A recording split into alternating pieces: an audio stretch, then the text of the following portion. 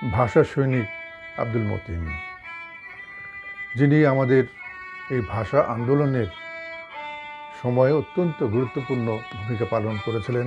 এর গৌরবোজ্জ্বল বাংলার ইতিহাসের বাংলা ভাষার যে চর্চা, যে অধিকার প্রতিষ্ঠার বিষয়ে একজন পুরোধা ব্যক্তি, যিনি আন্দোলনের মাধ্যমে এই বাংলা ভাষাকে প্রতিষ্ঠা করার জন্য সংগঠিত করেছিলেন ছাত্রদের, এবং এক পর্যায়ে তদানীন্তন পূর্ব পাকিস্তানের যে সামরিক জান্তা ছিল এবং সরকারি রক্তচক্ষুকে উপেক্ষা করে যিনি প্রতিবাদ জানিয়েছিলেন জিন্নার সামনেই যে বাংলা ভাষা হতে হবে পূর্ব পাকিস্তানের রাষ্ট্রভাষা, অর্থাৎ বাঙালিদের রাষ্ট্রভাষা।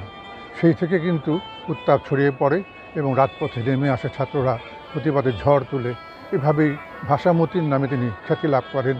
তার সেই অবদানের জন্য তিনি স্বীকৃতি পেয়েছেন বিভিন্নভাবেই, বিভিন্ন পুরস্কার, বিভিন্ন পর্যায়ের যে ক্রেস্ট তিনি অর্জন করেছেন। আমরা আজকে ছোট ছোট বিষয়ে সেগুলো তুলে ধরার চেষ্টা করব। ভাষা সৈনিক আব্দুল মতিন, তিনি তখন ঢাকা বিশ্ববিদ্যালয়ের ছাত্র, ফজলুল হক হলে থাকতেন এবং সেখানে একটা পুকুর ছিল। সেই পুকুরে ঘাটে বসে 1952 সালের 21শে ফেব্রুয়ারি পূর্ব দিন, অর্থাৎ 20 তারিখে রাতের বেলায় একটি সভা করেছিলেন যে কী করা হবে, আন্দোলনকে কোন দিকে এগিয়ে নেওয়া যায়। ছিলেন গাজীউল হক সাহেব। এই সময় ঢাকা মেডিকেল কলেজের আমতলায় একটি সর্বদলীয় সভা হয়েছিল ছাত্রদের। সেখান থেকে তিনি তার আন্দোলনের ঘোষণা দিয়েছিলেন। এর আগে একটি কথা বলতে চাই, 1948 সালে পাকিস্তানের তৎকালীন মোহাম্মদ আলী জিন্নাহ এসেছিলেন একটি সমাবর্তন অনুষ্ঠানে যোগদানের জন্য।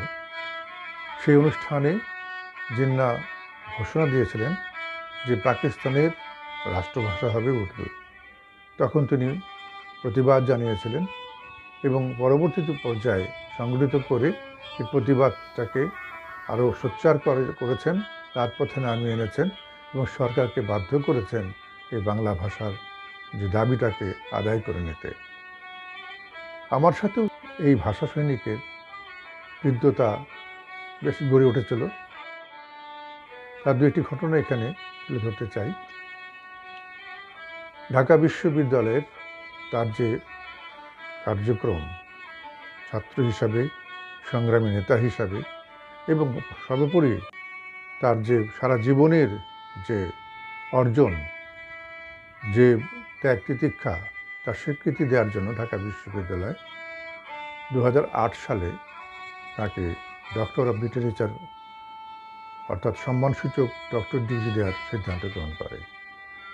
সেই সময়টিতে আমি ছিলাম ঢাকা বিশ্ববিদ্যালয়ের রেজিস্ট্রারের দায়িত্বে। আমার উপর ভার পড়ল ওনার সাথে যোগাযোগ করার জন্য। ওনাকে বেশ কষ্ট করেই পেয়েছিলাম। তখন উনি কিন্তু কথা বলতেন খুব গোছানো না। বাড়িতে গেলাম, আলাপ আলোচনা হলো, কিন্তু তখন নিউরোর পেশেন্ট ছিলেন তিনি, স্নায়বিক সমস্যায় ভুগছিলেন। ওনাকে বোঝানো খুব কঠিন হচ্ছিল, উনি আমাকে বিশ্বাসও করতে পারছিলেন না। যাই হোক, বোঝানোর পর সম্মতি দিলেন। তো যেদিন কনভোকেশন হবে, সমাবর্তন অনুষ্ঠান, তিনি বললেন যে আমি একা যেতে পারবো না, আমাকে নিয়ে যেতে হবে।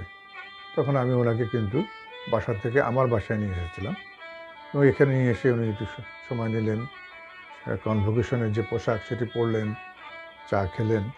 ওনাকে নিয়ে একসাথেই সমাবর্তন স্থলে গিয়ে পৌঁছালাম। এটি আমার জন্য একটা বড় সৌভাগ্যের বিষয়। আরেকটি বিষয় এখানে উল্লেখ করতে চাই, আমাদের দেশের প্রধান কবি শামসুর রহমান, তার একটি বর্ণমালার ছড়া যা অপ্রকাশিত ছিল। সেই অপ্রকাশিত ছড়াটি আরেকজন আমারই খুব শ্রদ্ধাভাজন, আমার সম্পর্কে আত্মীয় হন, তিনি প্রচ্ছদ শিল্পী, চিত্রশিল্পী, তিনি অ্যানিমেশনের মাধ্যমে বর্ণগুলোকে এঁকেছিলেন এবং তার একটা প্রদর্শনী হবে এবং সেই বর্ণমালাগুলো আবৃত্তির জন্য আমার সংগঠন বিশ্ব কলা কেন্দ্রের শিক্ষার্থীরা সেটি চর্চা করে ঠিকঠাক করে নিল এবং সেটি উদ্বোধন করতে এসেছিলেন ভাষা সৈনিক আব্দুল মতিন। এভাবেই কিন্তু তার ছোট ছোট গল্পগুলো আপনার সামনে তুলে ধরছি। একদিন হঠাৎ দেখি তিনি আমার অফিসে এসছেন, হাতে একটি বইটি নিয়ে বললেন যে এটা আপনার জন্য নিয়ে এসেছি। আমার এত ভালো লাগলো, উনি এই বয়সে, তখন বেশ বয়স হয়েছে, হাঁটাচলা করা কঠিন, তবু নিজের মনে করে তিনি বইটি আমাকে দিয়েছেন, সেটি আমার সংগ্রহে আছে। এটি আমার জন্য অনেক বড় পাওনা। ভাষা সৈনিক মতিন সম্পর্কে আমরা বিভিন্ন দিক জানি।